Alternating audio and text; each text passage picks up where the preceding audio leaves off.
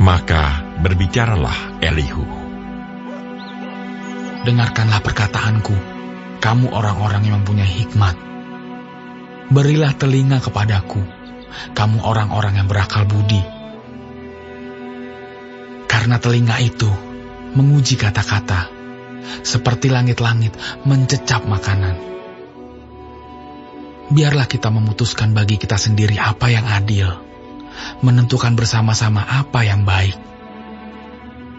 Karena Ayub berkata, aku benar, tetapi Allah mengambil hakku. Kendati aku mempunyai hak, aku dianggap berdusta. Sekalipun aku tidak melakukan pelanggaran, lukaku tidak dapat sembuh lagi. Siapakah seperti Ayub, yang minum hujatan terhadap Allah seperti air, yang mencari persekutuan dengan orang-orang yang melakukan kejahatan dan bergaul dengan orang-orang fasik? Karena ia telah berkata, tidak berguna bagi manusia kalau ia dikenan Allah. Oleh sebab itu, kamu orang-orang yang berakal budi, dengarkanlah aku. Jauhlah daripada Allah untuk melakukan kefasikan, dan daripada Yang Maha Kuasa untuk berbuat curang. Malah ia mengganjar manusia sesuai perbuatannya, dan membuat setiap orang mengalami sesuai kelakuannya.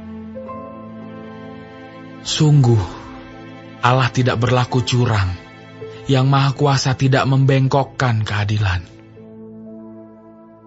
Siapa mempercayakan bumi kepadanya? Siapa membebankan alam semesta kepadanya? Jikalau ia menarik kembali rohnya dan mengembalikan nafasnya padanya, maka binasalah bersama-sama segala yang hidup, dan kembalilah manusia kepada debu. Jikalau engkau berakal budi, dengarkanlah ini, pasanglah telinga kepada apa yang kuucapkan. Dapatkah pembenci keadilan memegang kekuasaan? Dan apakah engkau mau mempersalahkan Dia yang adil dan perkasa? Dia yang berfirman kepada raja, hai orang dursila, kepada para bangsawan, hai orang fasik. Dia yang tidak memihak kepada para pembesar, dan tidak mengutamakan orang yang terkemuka daripada orang kecil, karena mereka sekalian adalah buatan tangannya. Dalam sekejap mata mereka mati. Ya, pada tengah malam orang dikejutkan dan binasa. Mereka yang perkasa dilenyapkan bukan oleh tangan orang.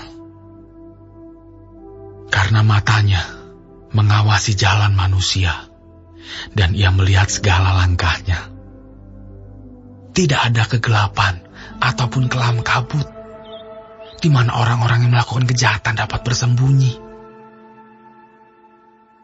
Karena bagi manusia, ia tidak menentukan waktu untuk datang menghadap Allah supaya diadili. Orang-orang yang berkasa diremukkannya dengan tidak diperiksa, dan orang-orang lain diangkatnya ganti mereka. Jadi, ia mengetahui perbuatan mereka dan menggulingkan mereka di waktu malam, sehingga mereka hancur lebur. Mereka ditamparnya karena kefasikan mereka dengan dilihat orang banyak. Karena mereka meninggalkannya dan tidak mengindahkan satupun daripada jalannya. Sehingga mereka menyebabkan jeritan orang miskin naik ke hadapannya. Dan ia mendengar jeritan orang sengsara. Kalau dia berdiam diri, siapa akan menjatuhkan hukuman? Kalau dia menyembunyikan wajahnya, siapa akan melihat dia? Baik itu sesuatu bangsa atau orang seorang.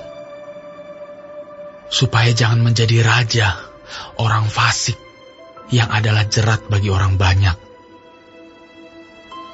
Tetapi kalau seseorang berkata kepada Allah, aku telah menyombongkan diri, tetapi aku tidak akan lagi berbuat jahat.